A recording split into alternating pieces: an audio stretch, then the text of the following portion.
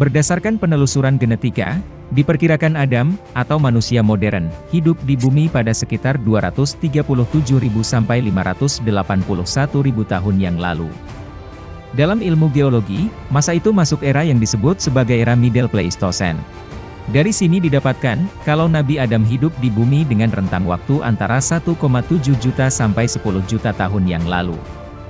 Ketika Nabi Adam dan Siti Hawa melanggar aturan Allah, maka dikeluarkanlah keduanya dari jannah. Ada banyak pendapat tentang di mana tempat Nabi Adam dan Hawa turun.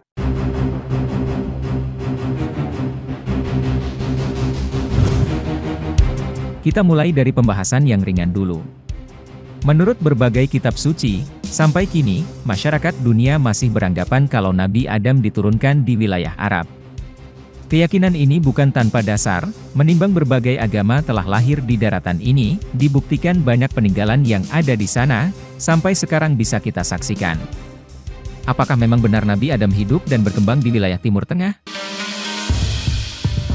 Sebagai manusia yang memiliki akal dan penalaran yang logis, sepertinya Nabi Adam akan sulit hidup di daratan tandus dan gersang. Mengingat, beliau adalah makhluk yang dikasihi Tuhan.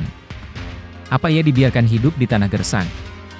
Rasa sayang Sang Pencipta, logisnya menempatkan Adam di wilayah setengah surga, yaitu daerah yang banyak berbagai tumbuhan dan buah, serta air yang mengalir.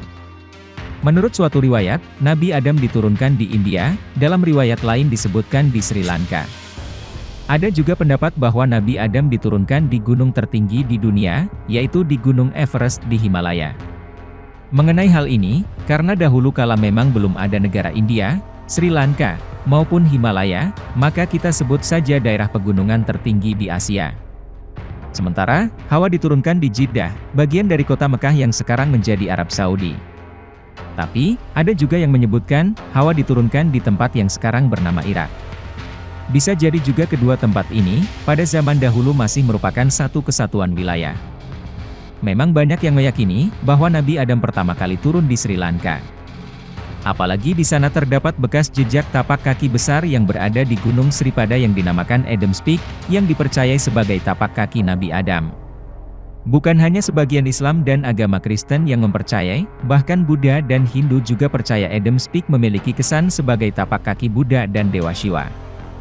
Sekarang, mari kita hubungkan antara tapak Adam di Sri Lanka dan kisah Raja Rahwana, ras manusia raksasa dari Alengka. Menurut perkiraan, tapak kaki Adam di Sri Lanka itu bukanlah tapak Nabi Adam, melainkan tapak ras manusia raksasa, seperti Raja Rahwana. Jadi, di manakah Adam diturunkan? Sebagai informasi, perbedaan pendapat ini sangat wajar di kalangan ilmuwan maupun ahli tafsir. Yang ribut itu biasanya penonton video ini, yang tidak paham perbedaan. Sekarang, kita masuk ke pembahasan yang lebih berbobot. Berdasarkan riwayat dari Ibnu Abi Hatim yang berasal dari Abdullah bin Umar, menyatakan bahwa Adam turun ke dunia di Bukit Shofa, sedangkan Hawa turun di Bukit Marwah. Akan tetapi, riwayat dari Ibnu Abi Hatim ini sendiri ada versi lain, yang menyatakan bahwa tempat turunnya Nabi Adam di bumi, berada di antara negeri Mekah dengan Taif. Syekh Yusuf Tajul Hawati berpendapat, Nabi Adam turun di Pulau Serendip. Beliau ketika itu menduga, Pulau Serendip adalah Pulau Ceylon, atau Sri Lanka, demikian menurut tafsir Al-Azhar, juz pertama, tulisan Buya Hamka. Dari risalah menurut Ibnu Katsir, dalam kitab Bidayah wan Nihayah, Nabi Adam diturunkan pertama kali dari surga, yaitu di tanah Hindustan. Begitu juga menurut riwayat Ibnu Asakir yang diperoleh dari Ibnu Abbas, menyatakan bahwa Nabi Adam turun di Hindustan, dan Hawa turun di Jeddah. Tak hanya mereka berdua yang menyatakan kalau Nabi Adam turun di Hindustan, ada beberapa lagi tafsir dari sumber-sumber yang dapat dipercaya kebenarannya, namun kurang terkenal di masyarakat luas. Yang diperlukan, adalah perubahan paradigma dan pandangan yang sedikit berbeda untuk bisa memahaminya. Berikut ini kami tampilkan paparannya, silakan dibaca sendiri biar cepat nggak makan kuota.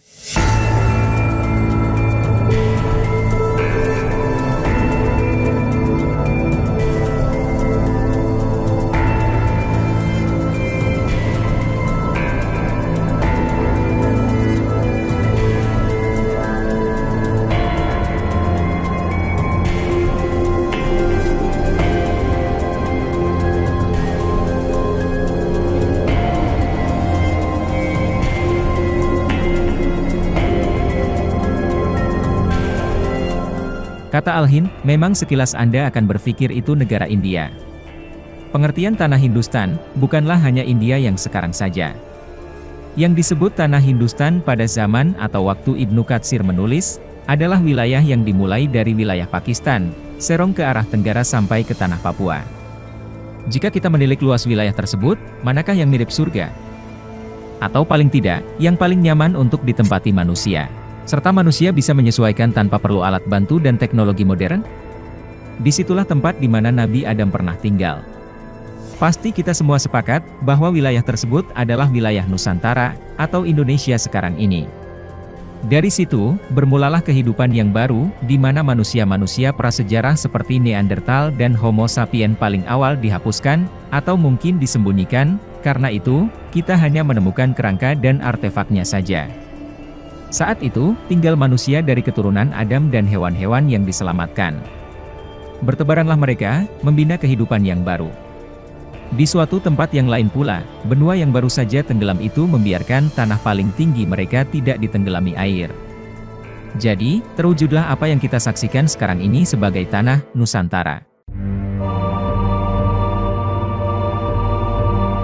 Jika kita membuka lembaran sejarah, istilah Malik Al-Hind, sebagaimana tersebut di dalam hadis Al-Hakim, juga dipergunakan oleh raja-raja dari Nusantara. Hal ini bisa dilihat pada surat yang dikirimkan Raja Sriwijaya kepada Khalifah Bani Umayyah. Dalam riwayat ini, Raja Al-Hind dikenal dengan nama Abdullah Samudri. Nama ini mungkin ada kaitannya dengan Pulau Sumatera. Hal ini dikarenakan nama Sumatera berasal dari kata samudera. Kita lihat lagi tafsiran yang dikemukakan oleh Syekh Yusuf Tajul Halwati yang menyebutkan Serendip. Dikatakan bahwa turunnya Nabi Adam adalah di Hindustan di daerah Serendip. Lalu, Adam bertempat di tanah yang subur. Banyak terdapat gunung berapi, dan terdiri dari 2 musim. Berdasarkan penelitian, wilayah Serendip tempat Nabi Adam turun tak ditemukan di negara India yang sekarang. Maka, marilah kita cari di India Asia Timur kuno, yaitu Indonesia. Barangkali, kita pun juga tak pernah mendengar daerah Serendip di Indonesia. Ya memang tidak ada? Lebih tepatnya sekarang sudah tidak ada, tapi belum tentu dulu juga tak pernah ada. Sebenarnya, Serendip bukan evolusi dari kata Ceylon atau Sri Lanka seperti yang disangka sebelumnya. Tapi, Serendip lebih condong ke kata Swarna Dwipa, yaitu Pulau Sumatera zaman kuno, yang merupakan sebagian dari kawasan paparan Sunda, atau Sundaland. Evolusi kata bisa saja terjadi karena beda suku, atau ras manusia ketika bertanya dan berucap, maka kadang beda pula telinga dan lidah menangkap, lalu menyampaikannya dengan berbeda pula, biarpun tujuannya sama. Seperti kata Arab, yang artinya matahari tenggelam, lalu berubah menjadi Eropa, atau Europe. Perhatikan antara Serendip dan Swarna Dwipa, maka rasanya kita memang boleh menyamakannya. Untuk lokasi tepatnya, kita bahas